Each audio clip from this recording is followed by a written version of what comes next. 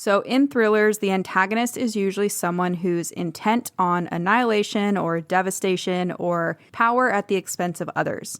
So they're usually incredibly clever and powerful, and in most cases, they can't really be reasoned with. So they're kind of far beyond the realm of reason. So some examples of a master antagonist would be someone who's a savvy criminal or a serial murderer or a master manipulator. So someone who is just really good at what they do.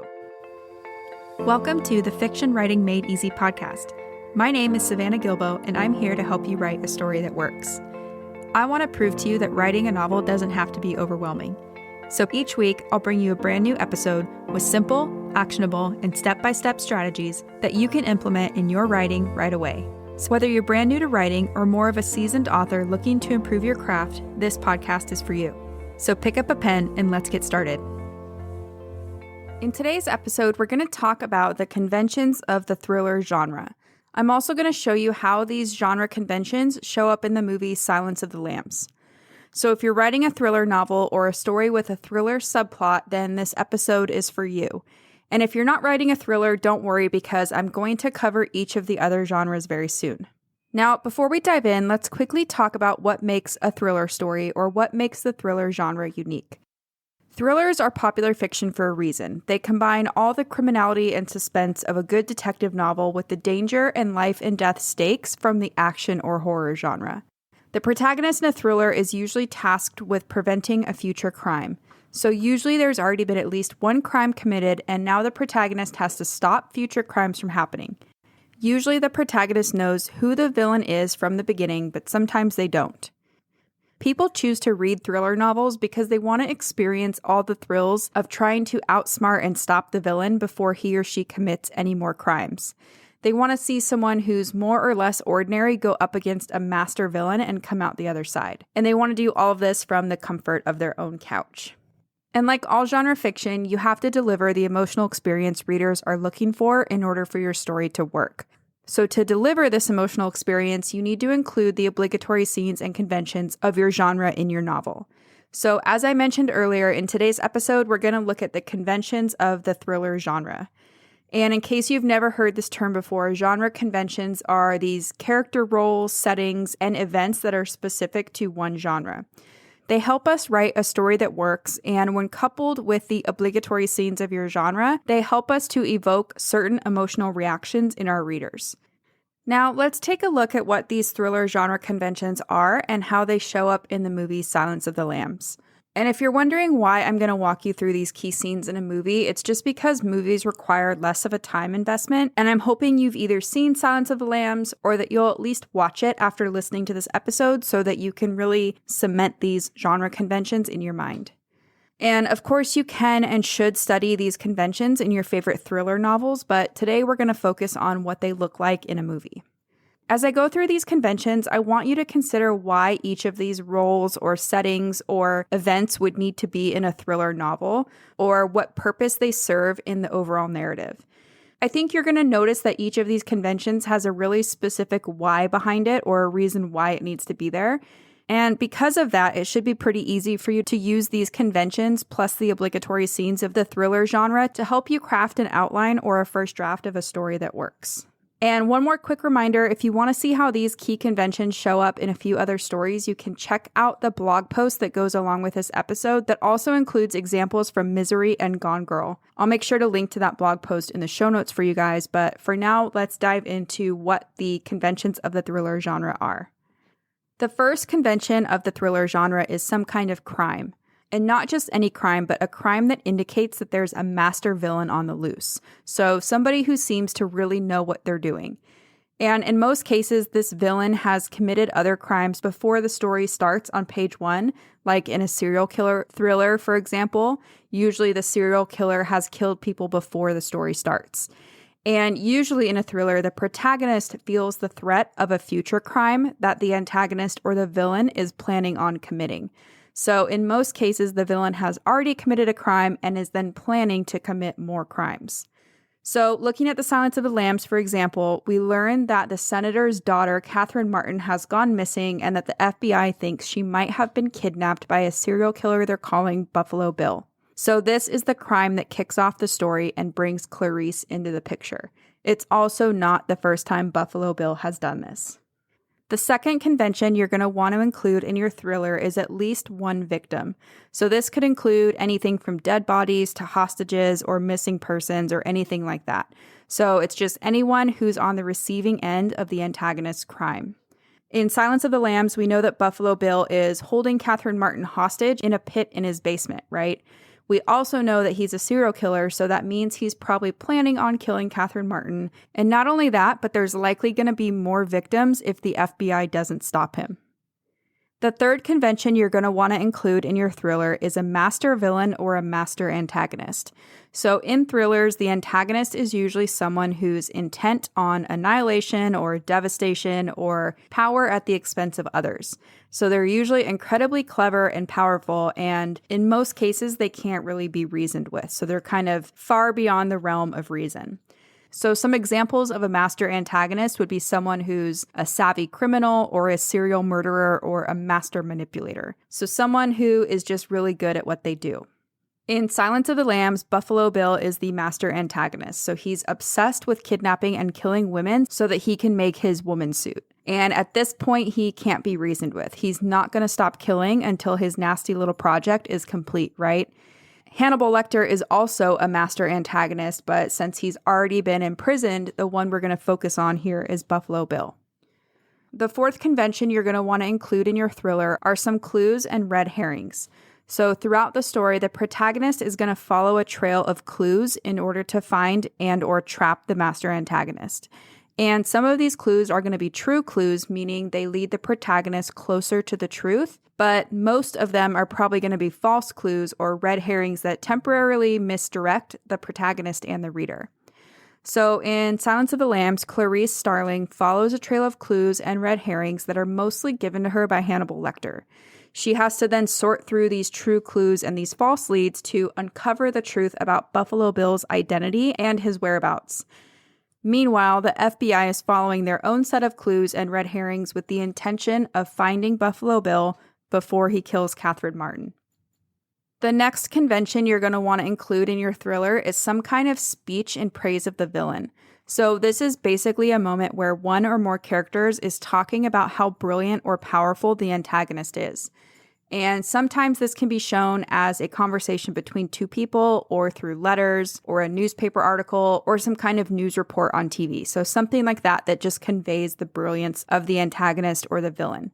This moment can also happen in the form of a revelation where the protagonist pieces together bits of information about the antagonist and they realize just how smart or powerful or bad this person that they're up against really is. So in Silence of the Lambs, this speech is delivered by Jack Crawford and Clarice Starling as they're riding together in the car. So they're talking about Buffalo Bill, and Jack Crawford is talking about how he usually keeps his victims for 3 days and then he shoots them, skins them, and dumps them somewhere. He usually puts each body in a different river because the water doesn't leave any trace evidence. And then Jack asks Clarice what she thinks about Buffalo Bill, and she kind of says, well, he's a white male, he's probably got his own house somewhere, he likes to take them somewhere where he can have privacy with them, he's probably got, a lot of physical strength combined with an older man's self-control, he's cautious, precise, and he's never impulsive. He's never going to stop, he's got a real taste for it now, and he's getting better at his work. So through their conversation, the reader gets a real sense of what Buffalo Bill's like and why he's evaded capture for so long. The next convention you're going to want to include in your thriller is some kind of MacGuffin. So a MacGuffin is the antagonist's object of desire. So it's the thing that he or she is trying to get, accomplish, or achieve throughout the story. And usually the crime at the beginning of a thriller contains some kind of clue about what the antagonist's MacGuffin might be. So in Silence of the Lambs, we eventually learn that Buffalo Bill wants to create a woman's suit made out of human flesh. So that's his MacGuffin, or the thing he's pursuing throughout the story. Clarice eventually puts this together when she's in Belvedere, Ohio, visiting his first victim's house and hometown. And once Clarice understands what Buffalo Bill is after, it gives her a whole bunch of new insights into who Buffalo Bill is.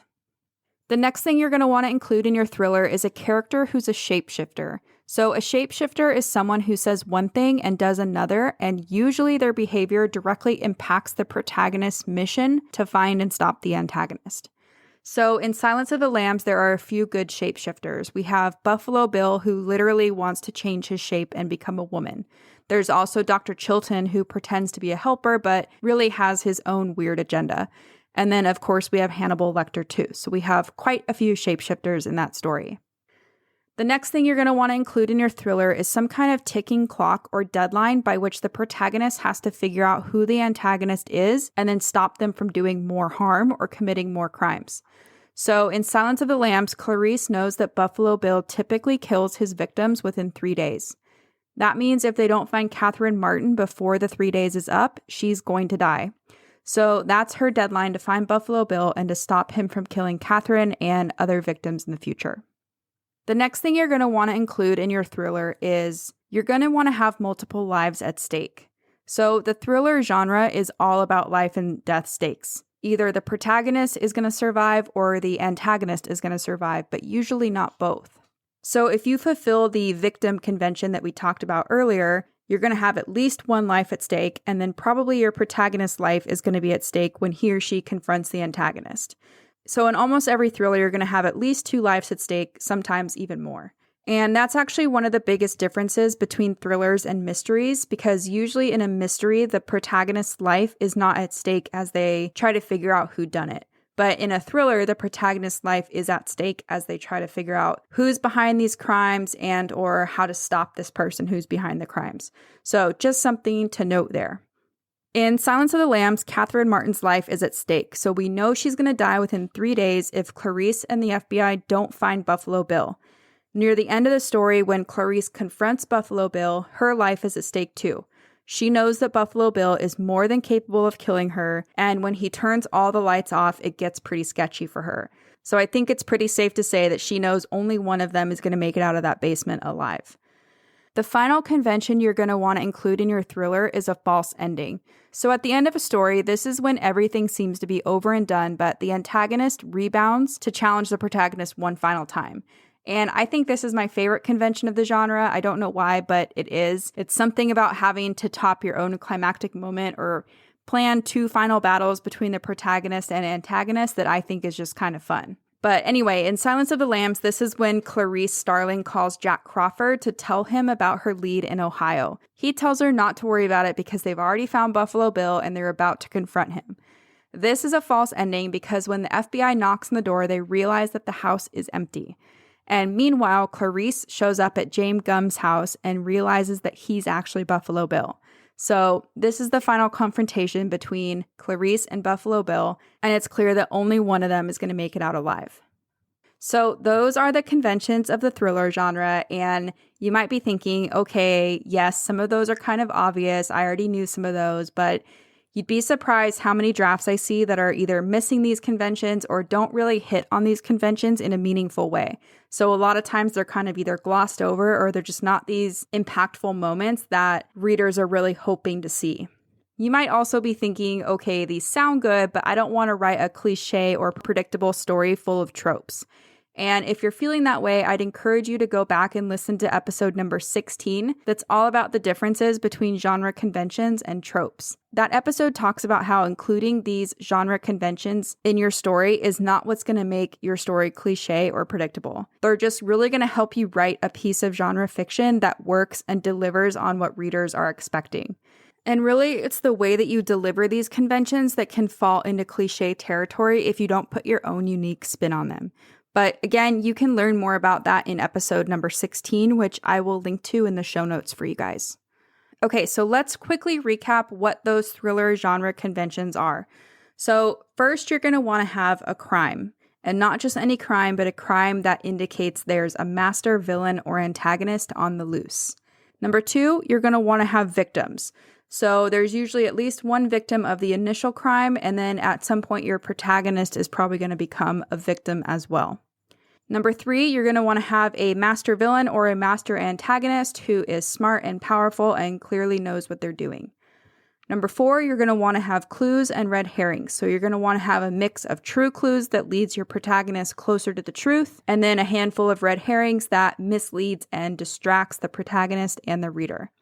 Number 5, you're going to want to have a speech in praise of the villain. So this is just either two characters talking about how smart and powerful the antagonist is, or it could be a news report or anything like that that just delivers this kind of information.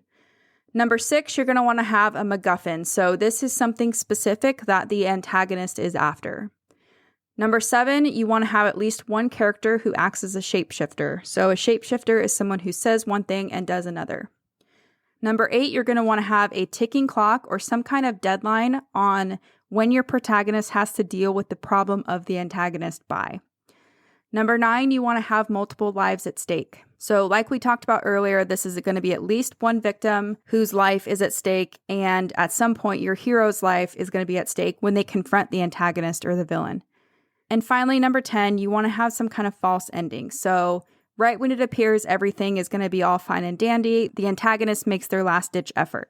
And as a quick reminder, these are the story elements that readers come to thrillers for. So these are the things that readers love. And like I mentioned earlier, I personally love that thrillers have false endings. So if I was reading a thriller novel or watching a thriller movie and there wasn't a false ending, I'd probably be pretty disappointed. And I'd probably walk away from the movie or the book feeling like something was off or something was missing.